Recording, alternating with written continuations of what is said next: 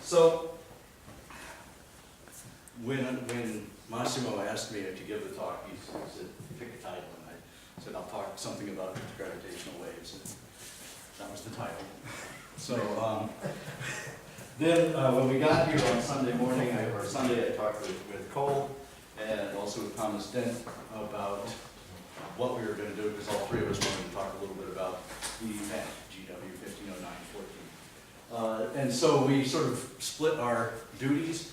Thomas was going to talk about the data analysis, the parameter estimation, and then we were going to talk about formation scenarios. And I'm going to give full disclosure at the start. I strongly believe that the dynamical formation is the best formation scenario, the most viable one, but Cole's going to talk about that. So my job is basically to tell you what's wrong with all the other scenarios, or at least what are some of the challenges. But I want to start out, since it's now been at least 18 hours since we last had the talk, I'm going to do just a quick little review over the properties again, just to remind you. So we're looking at GW 1509-14, and basically what Thomas gave an excellent description of the instrument of LIGO, but the way I like to think of it is LIGO is an L, and you measure the relative change in lengths, and really all you're measuring is this relative change in length, okay, which makes that, it's like a polarizing filter. Okay.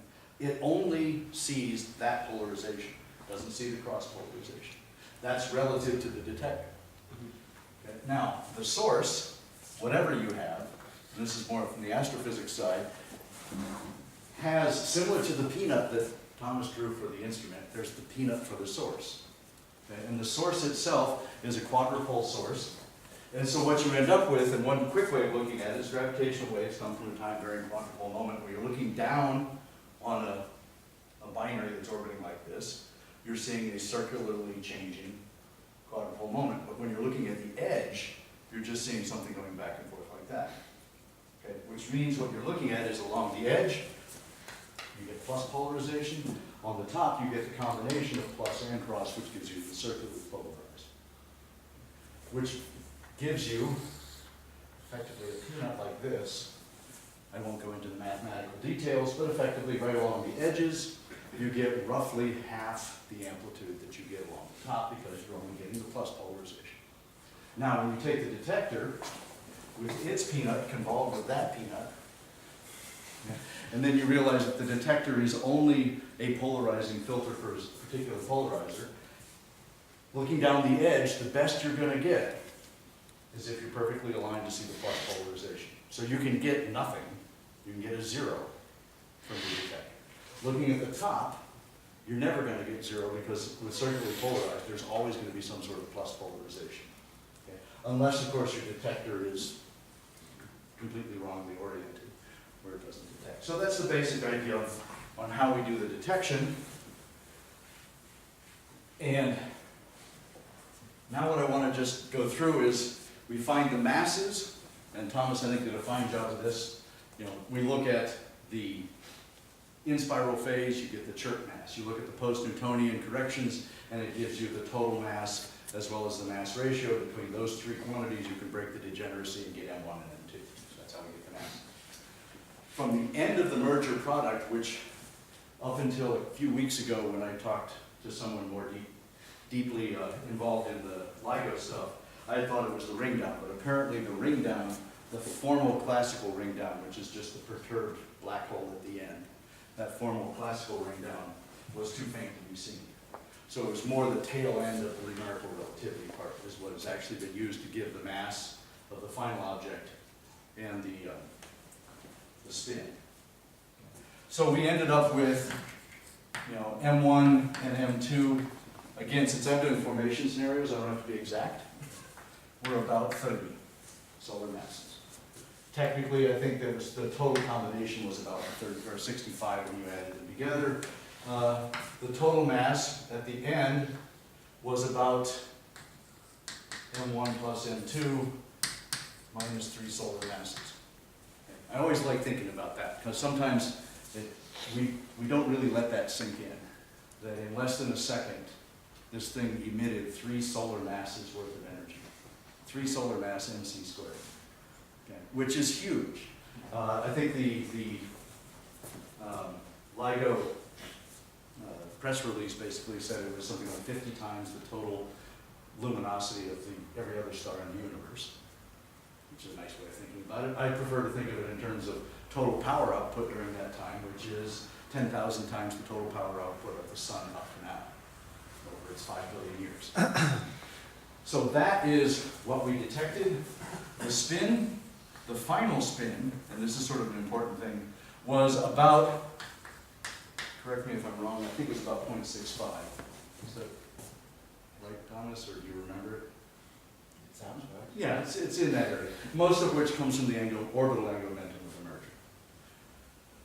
Now, the part that would be nice would be if we could have measured the spins of the 2 initial objects.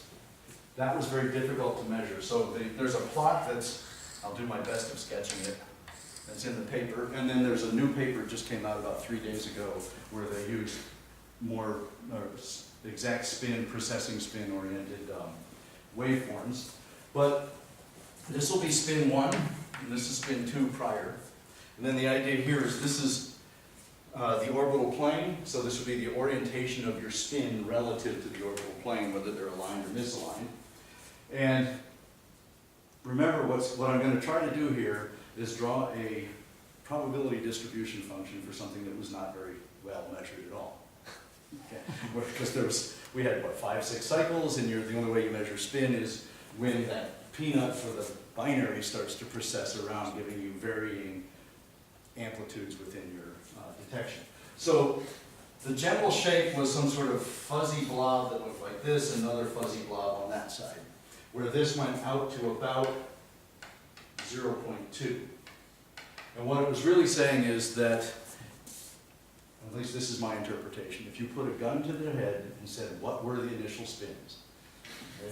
Okay. And they were forced them to make a statement.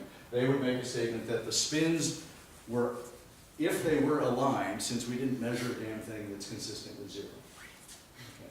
If they were misaligned, because we should have measured more that way, it's consistent with there being slightly larger spins. But what it really is it's a measurement of, we don't know.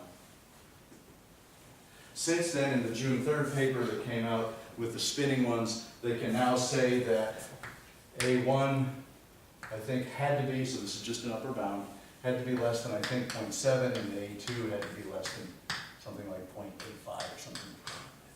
Don't quote me on those numbers, we can erase them. Yeah, but in the paper anyway, the error was as big as the right. Well, this doesn't say it is 0.7. Yeah. Okay. This is just saying that if everything worked out perfectly, right, we could have measured it if it was bigger than 0.7. I mean, that's sort of like saying that, I know I'm less than 3 stories tall. That doesn't mean I am 3 stories tall. You know that it's a lot better confidence than 90%. I think this may just be 90%. 90% for this. Okay. Yeah, but the important thing is when we're all done with this, I'm going to end up saying, don't ask me about the initial spins because we don't know. Okay, despite what you see. So the initial spins don't come into trying to figure out how we formed this thing. Yeah, but I mean, we do know quite a lot about the sum of the 2 spins. We know that is a very small component along the Right. along Yeah. the orbit. Yeah, I think that was probably the takeaway that when my last discussion was, they are consistent with, if they were aligned, they would be near 0. Or they could be anti-aligned. Or anti-aligned. Okay, I hadn't thought about that. Okay, they could be anti-aligned. That would be even more challenging to create from a formation scenario. Get anti-aligned. Anyway, so that's what we have to work with. But the more important thing, I think, the last thing that we have to work with, is these things merged in a Hubble time. What that means is that if I formed this black hole binary a Hubble time ago and then let it go until it merged today, they had to start out separated by 50 solar radii. That's the important thing to consider when you start coming up with formation scenarios. Here's your 2 black holes. That's 50 solar radii. So whatever you do to make one of these systems, you gotta get them ending up less than 50 solar radii apart. And for those of you that don't do much in the way of stellar evolution, or, in order to get a 30 solar mass black hole, you probably need something at least 100 solar masses to start with. And at low metallicities, that's still going to be around 40 to 60 solar radii per star. So go ahead and fit them in there. They're going to overlap. So that's the fundamental problem, is how do you get these things to come out that way? So we can't just let a star turn into a black hole and another one turn into a black hole, and somehow magically they'll merge over time. So we have a variety of scenarios where these will come about, and I'm going to kind of just go through each one of them. And again, as I said at the beginning, full disclosure, I don't believe any of them. Okay. So clearly, anybody who does believe them, who's written the papers or something, will probably be more sympathetic to the description that I'm going to give you. So now let's start out with the first one. What's the most common approach that anybody thinks of as soon as they say, oh, we've got to get two stars that are too big to fit together as main sequence stars into this point, is comet. So I'm going to talk about various field formation scenarios.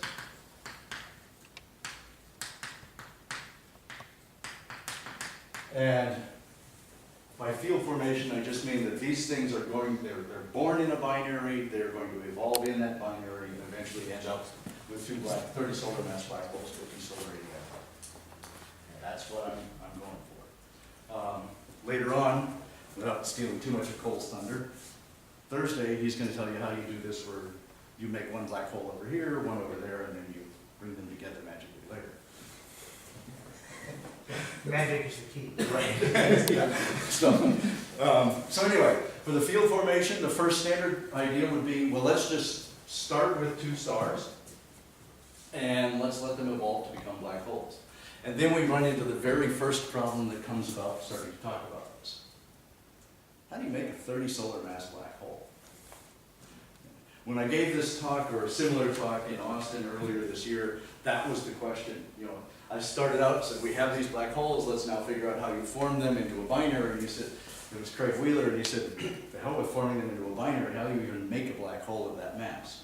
Now, most of what I'm going to talk about with the field formation is going to come from a paper by Chris Belczynski and collaborators that came out, I think, like 3 days after the announcement.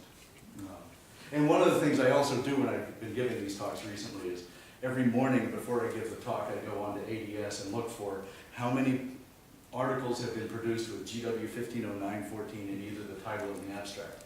Today we're up to 107. Okay. So, Does that count the LIGO papers? it does count the LIGO papers. Yeah.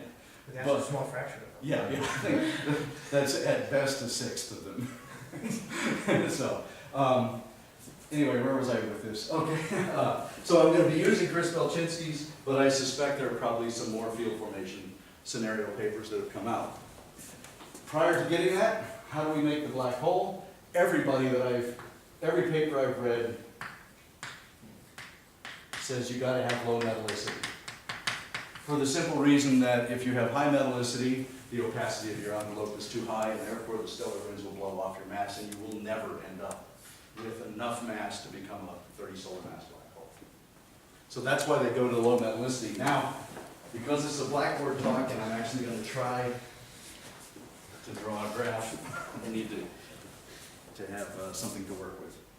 Okay, so the first thing is then, and can you guys see this, or does this start to get lost in the glare? Okay, so plot along this axis. This is the zero-age main sequence mass, and then along this axis is the remnant black hole mass. I'm not even worrying about binaries at this point. And then we're going to do several plots for different metallicities. Let's go ahead and put things in here.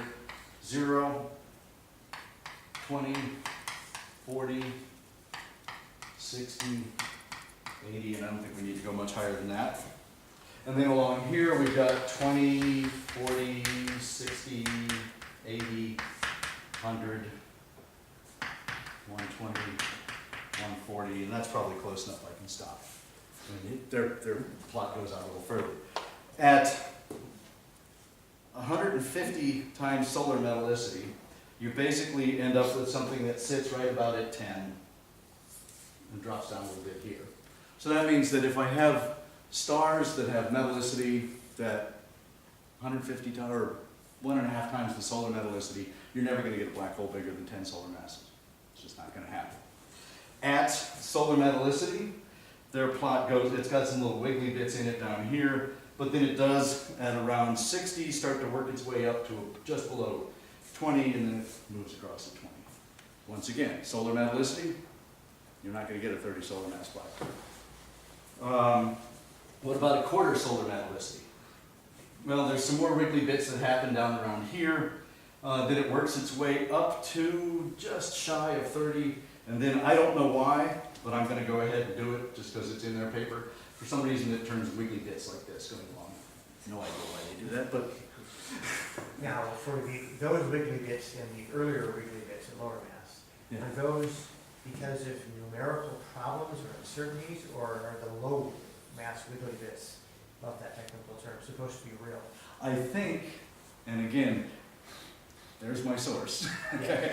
I suspect that these are probably more real in the sense that they might be things like you get to a certain mass and you're going to get either pair instability, or you might have something different like that, or different fallback mechanisms, maybe late fallback or early fallback, something along those lines.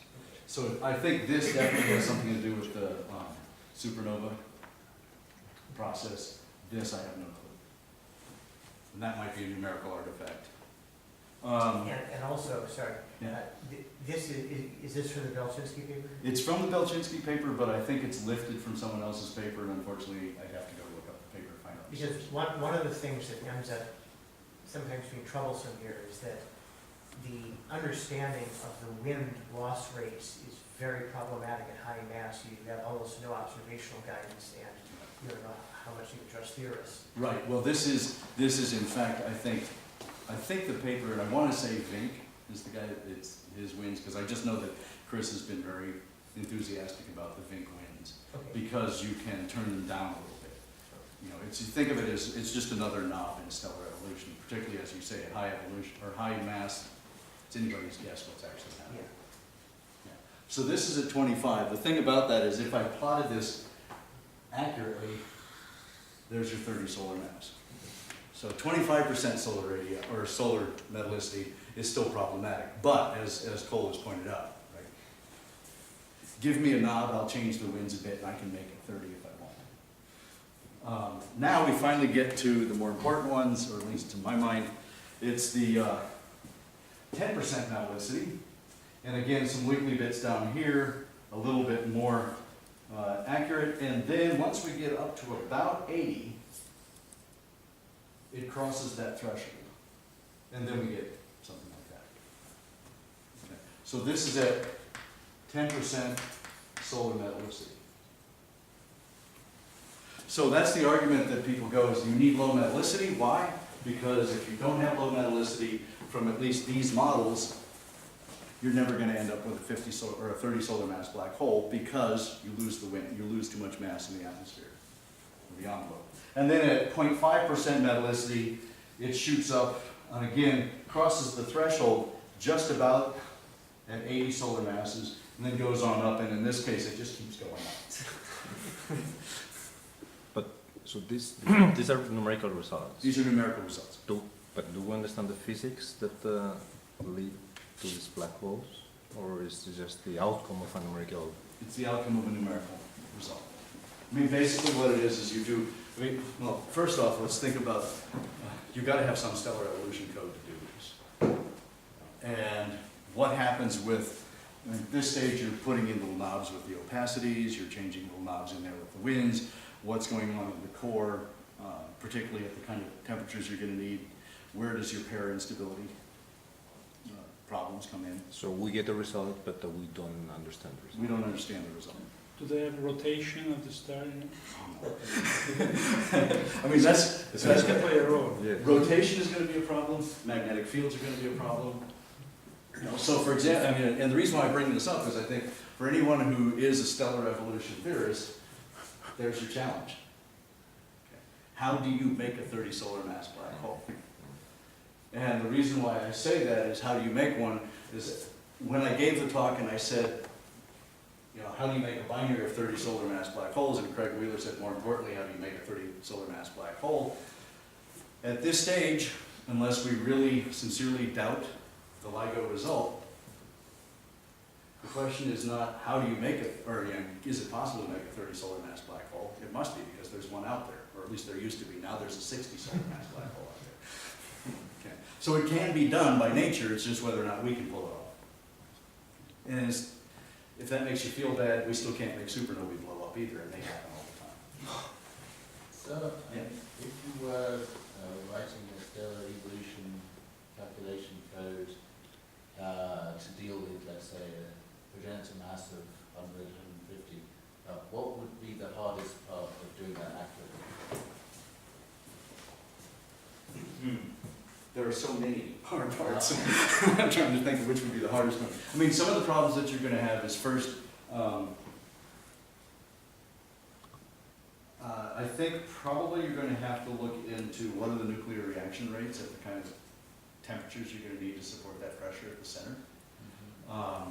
Then what is the radiation pressure and the radiation transport that you're going to get? Then there's also what's the interaction, I mean, what is your atmosphere at the very end? What's the stellar wind at that kind? Convection is going to be an issue. Maybe. Again, if it's something more happens than just nice uniform layers, Right. then yeah, it Yeah. becomes much. Well, and if I remember correctly, yeah, if you're at high mass, you're going to end up with convective cores. Oh. Okay. So that's, I mean, it's not that big of a deal, except convection fundamentally is treated by what's called the mixing length theory. There's some more modifications of it, but and mixing length theory is kind of like the common envelope I'm going to talk about soon. Because what is, I mean, most stellar evolution codes that people use are 1D codes. Sure. Okay. And what that means is spherical symmetry. So no rotation. Yeah. And if you have a 1D code, it's kind of hard to model Yeah. convection. so you have to come up with various numerical schemes. Yeah. So I have an idea of how this code works, but the question is, so these are the results from one code. This one I think this hasn't been based, I'm trying to remember, but I think this is done with I can't remember now what the name of it. I want to say the Zurich code, but it's some Swiss code. And then there's also Mesa. And I don't know if people have done this on Mesa as well, but I believe they have. No, because it would be nice that if we know how this plot changes with a different code with other ingredients, right? To see how robust, and if we don't understand the physics of this, at least we could understand how robust is this in terms of simulations, right? Yeah. And well, I think at least one thing I would say is robust, is that you have to have something, that the standard evolution will never get you up to here. That standard evolution that we have with regular solar metallicity and things like that, the winds will blow off that surface. And so the real hard part is to get yourself to that stage.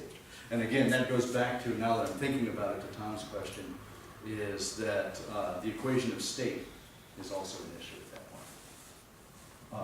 You know,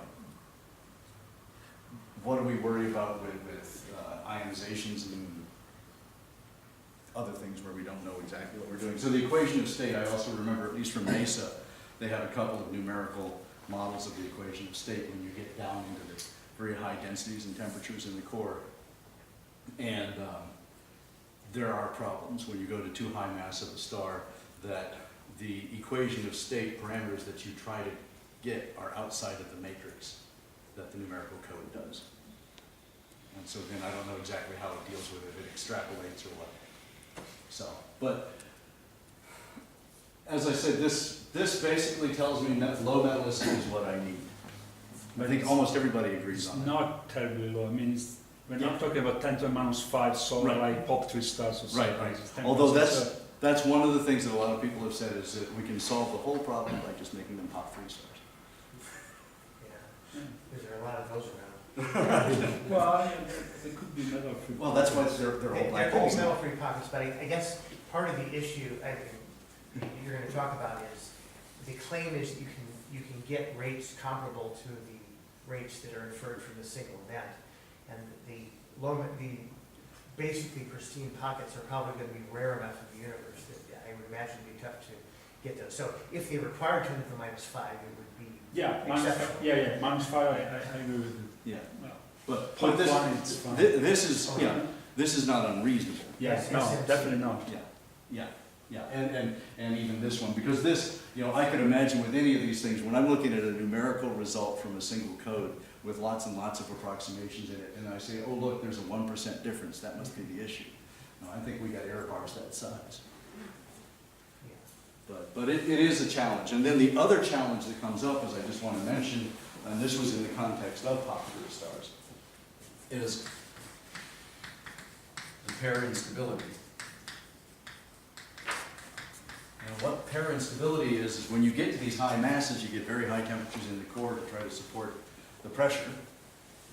And those high temperatures now are producing a lot of gamma rays. Those gamma rays have enough energy that they can spontaneously form electron-anti-electron pairs. And when you do that, you are sucking these gamma rays out of the radiation pressure that was helping to support your envelope. And so what happens in that case is that the pair instability will change once you get the temperature up high enough where your gamma rays are now can produce these particle-antiparticle pairs, then that suddenly changes the pressure. It drops the radiation pressure, which means now your star contracts. At lower masses than what we're talking about here, and at much lower metallicity, so around the 10 to the minus 5 or so, what will happen is something called a pair instability supernova, where nothing stops it.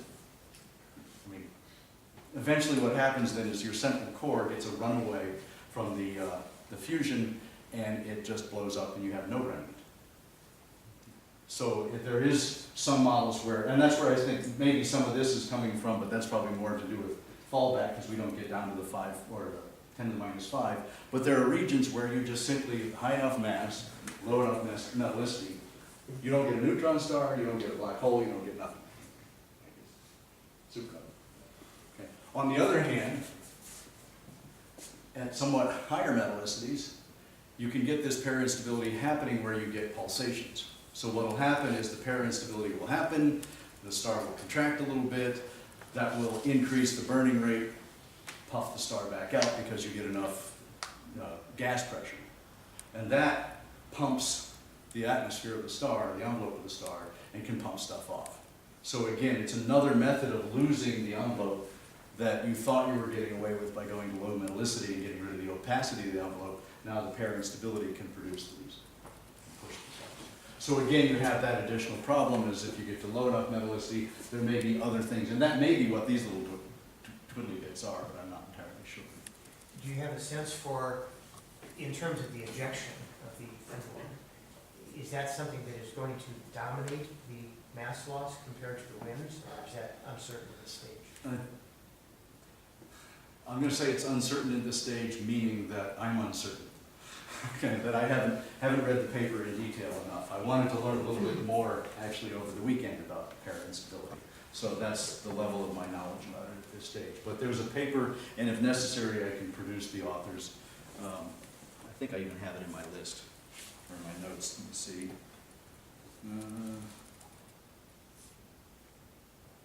Yeah, if it's mass ejection,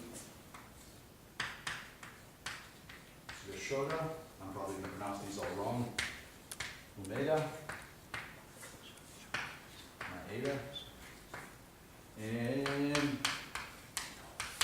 Ishin. And that's this year, 2016. So, if you're interested in the pair instability, there's your author list. I remember that at zero metallicity, the mass range where pair instability is affected is much larger. It's about it's between 150 and 200 solar masses. I remember a paper by Hager and Stan Wood, 2007 or something. I don't know about but when you increase the metallicity, if you decrease the initial mass of the star when the I don't know either. I know that this paper, what they did, and the thing about this for me was they were more interested in the results of the supernova that happened afterwards. Okay. So there was nothing about the black hole remnant that you came up with. But what they did say is they did a model with, like, I think it was 100, 160, and 240 solar mass initial star. And what they did was, after the pair instability ejection, you ended up with all of them being around 60 solar masses. Okay. So that might answer your question, Cole, as well. Okay.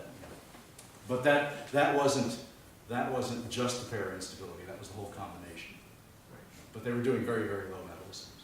And the point being then is you ended up with effectively a 60 solar mass star, although that might have been the helium core, which could have, in principle, been performers.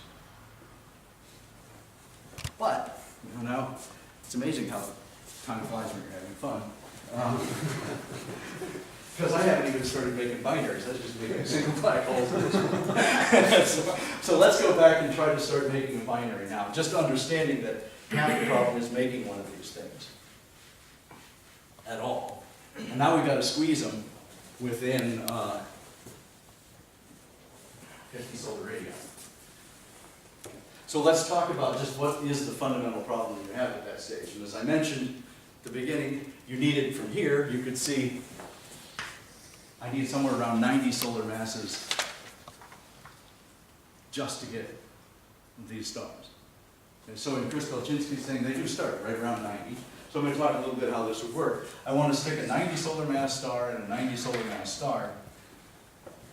They can't be too close together, because if they're too close together, what's my problem? Is they're going to start undergoing mass transfer, possibly unstable mass transfer. You might even non-conservative, so you lose your mass. If they're too close together, you're never going to evolve until you get the core that will give you a black hole.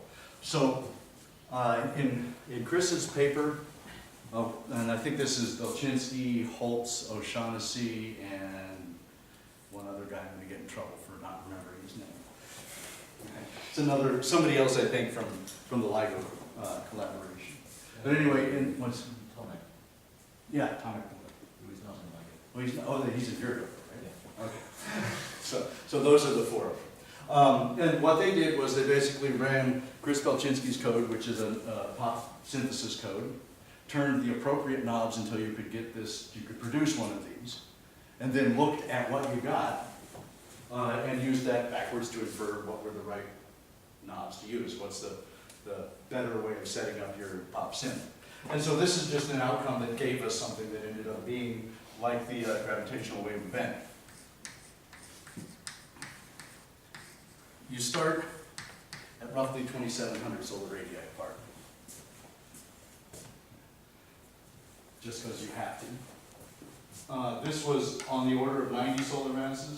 Again, if you want the exact result, you go look up the Belchinski, Holtz, O'Shaughnessy, and Bulik paper.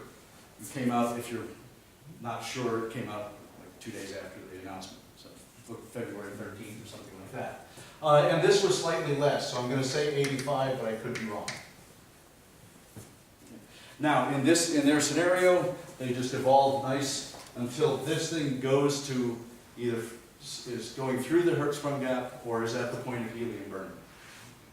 So this is a point where your star has now started to expand, and when it does that, then it transfers mass over. But I'm transferring mass from the massive star to the low mass star. From conservation of angular momentum, what that's going to do, it's going to separate the binary, so you're going to be farther apart. And then you end up with a helium star down here, and the helium star, basically the mass transfer has pulled off everything until you just got the helium, what remains from the helium. And this, I think, turned out to be, this one I'm going to go check to make sure I get the numbers right.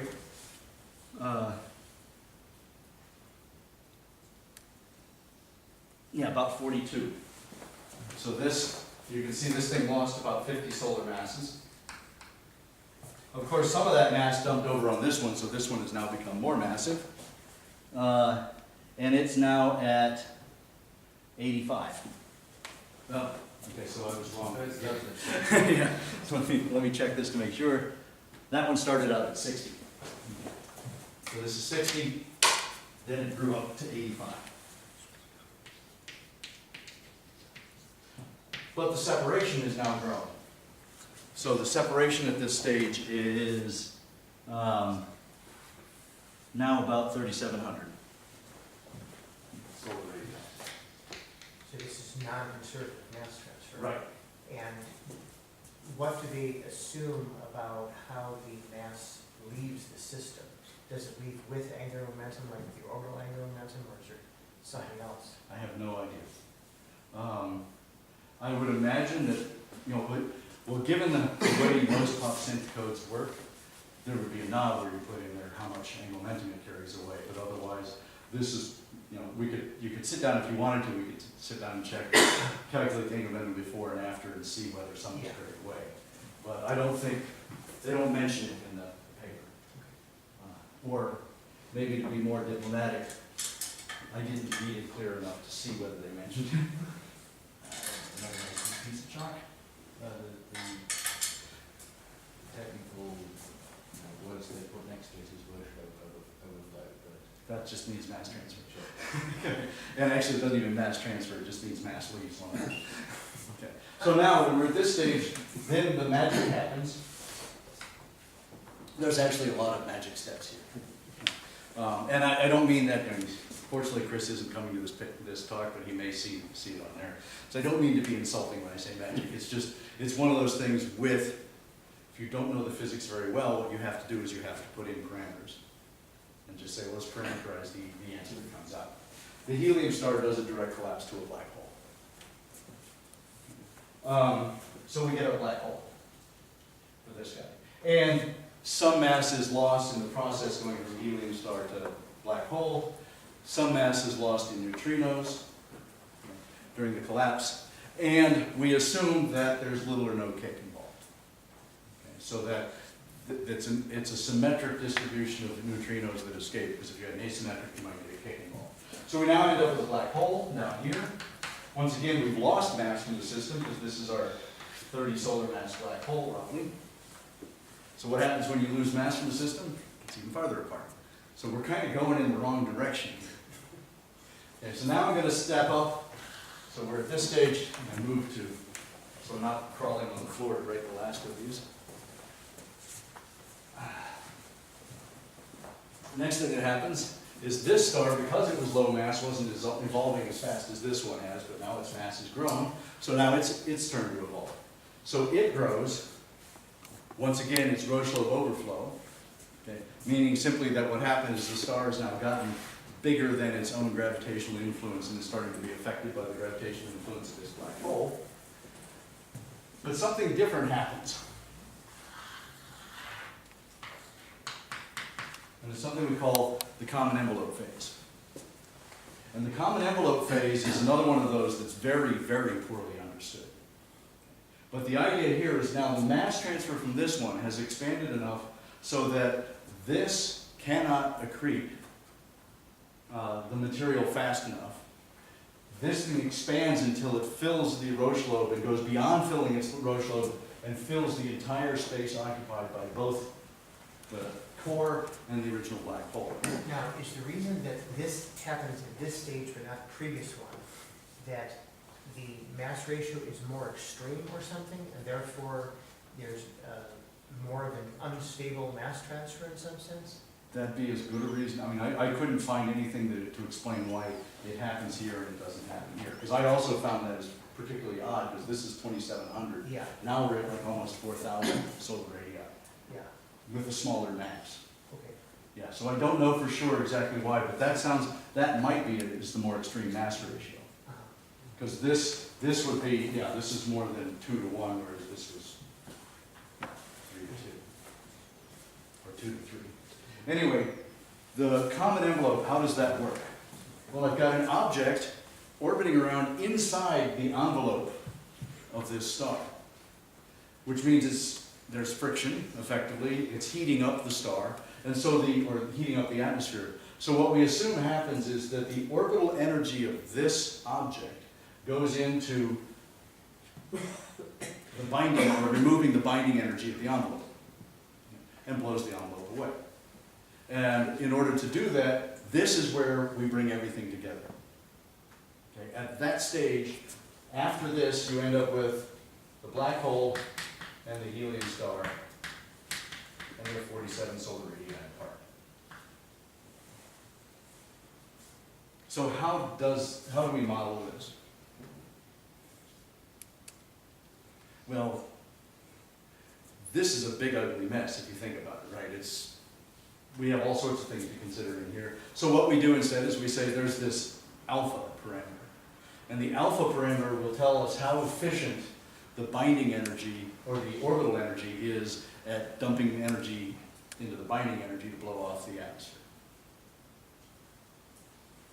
How do we determine what alpha is? Well, you want this to happen? Pick an alpha until it does.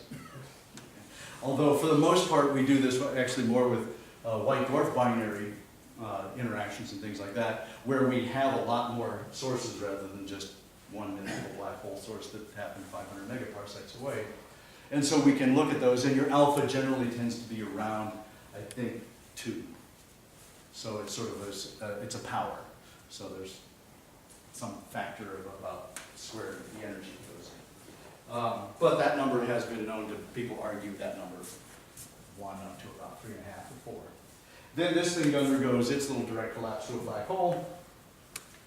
And then we have 2 black holes and we wait until they merge. Man, Yeah. there's some, well, I guess there's something I'm not totally sure I understand, but is there any specific reason why the end separation is 47 when we start from 3700? This is because this is coming out of a pop synth code. No, but I understand, but any Oh, any reason? Right there. well, the helium core is the same as at the beginning of the common envelope phase. I'll check.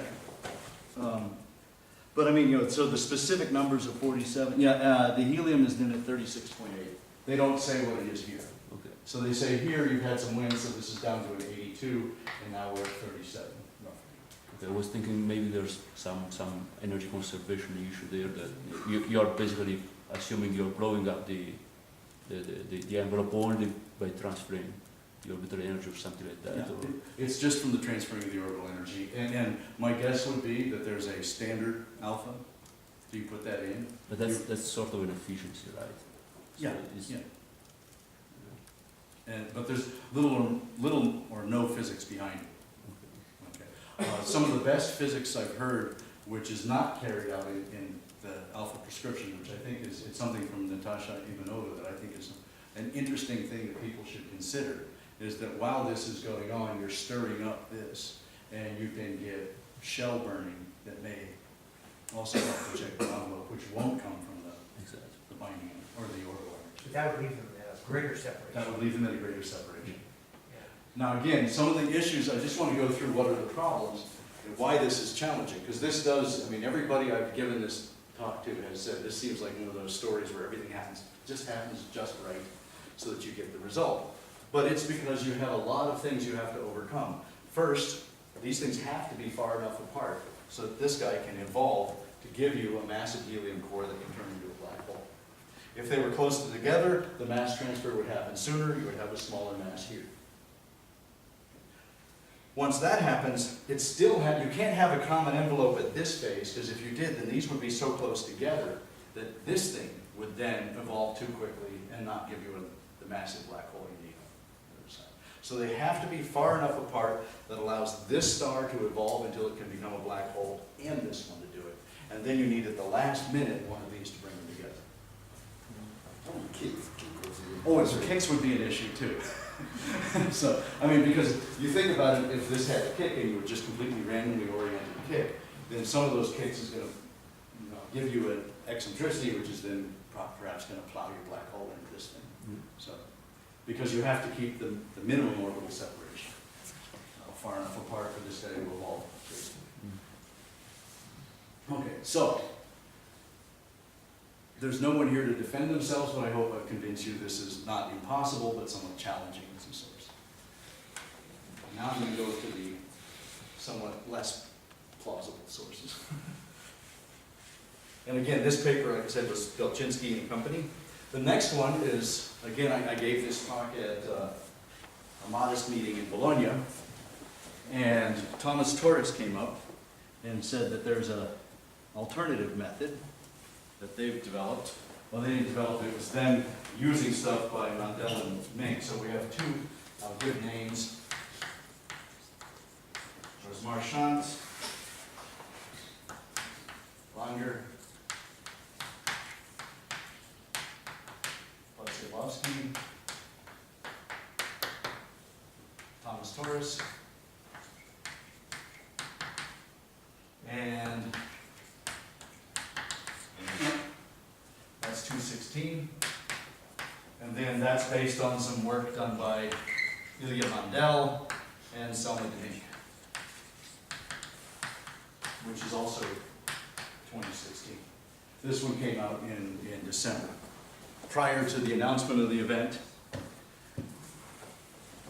but it wasn't exactly sort of prescience because Ilya's on the LSC, so I'm sure he knew about the masses they were trying to get. So in any case, this is, in this model, the way we get those two black holes close together is we go the complete opposite approach. What did we do for the first field? You had two stars, you had to keep them far enough apart so each star could evolve separately into a black hole.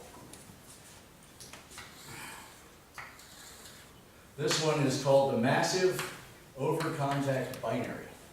So it's the mob scenario. So in this case now, let's imagine, for those of you that know about like a WUMA star, which is a binary star that's in contact to the point where it's got a common surface all the way around, okay, but two cores.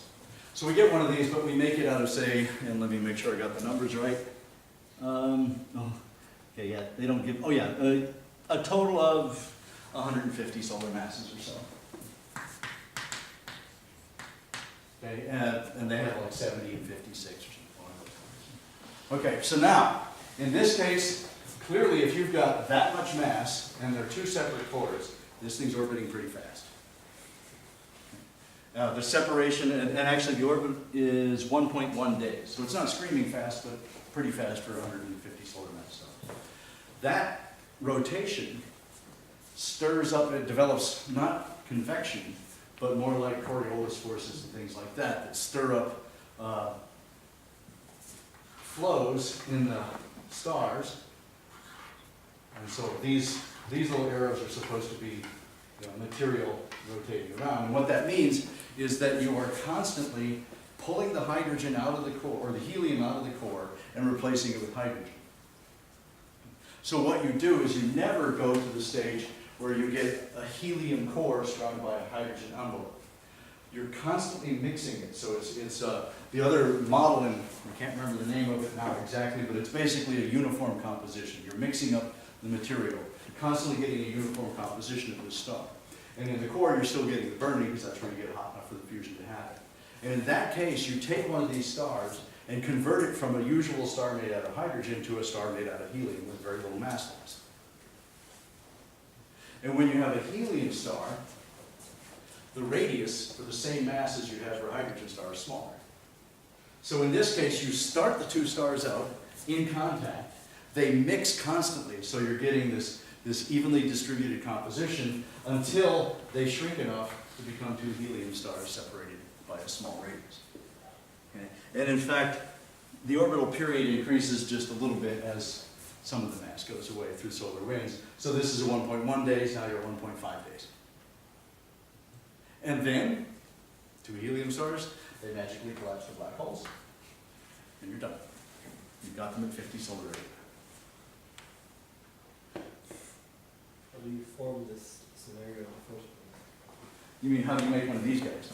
Yeah, well that, I guess what you could consider is imagine you're forming your stars, you get what is effectively a 150 solar mass cloud, and it sort of is starting to fragment, and then that fragmentation process aborts and you end up with. Well, in fact, don't we know observationally that the separations between binaries really do go from contact to very far apart? I mean, that's- Kind of logarithmically in Right. separation, right? So it's not spectacularly unusual that you have this. Right. Well, the fact that they're 150 solar masses That's is unusual, but that's just an initial mass function kind of thing. But yeah, I mean, the WUMA stars are really common. The only difference between them and these is an order of magnitude or so in masses. Maybe two. So this one, there's so little, I mean, in this case, really the tricky bit most is how do you get, I mean, how often does this occur, and how well do you get the mixing to happen so that you get this, oh, and then the magic direct collapse of black hole in the case. But other than that, this is in some ways, it's not a completely insane theory. I'll get to that later. But, so that's it. I don't know if you got any other questions about, there's not a whole bunch I can go beyond this, this scenario. Well, And- you could help. Yeah, and they do, and I think it's the Mandel and Demink paper, where they do a back of the envelope calculation to get event rates. And, you know, of course, the event rates are, I think, somewhere between 0.5 and 20 per cubic gigaparsec per year, which, to put that in perspective, GW 150914, the event rates were between 2 and 400, so 0.5 and 20 is in that range. It's not. But then again, you've got 2 orders of magnitude to work with, it's easy. So now, I've got one more scenario to go through. And this one, I will admit to having not read the paper very thoroughly. Part of that results in my own bias, which I just don't think it's a particularly viable idea. It's by 2016.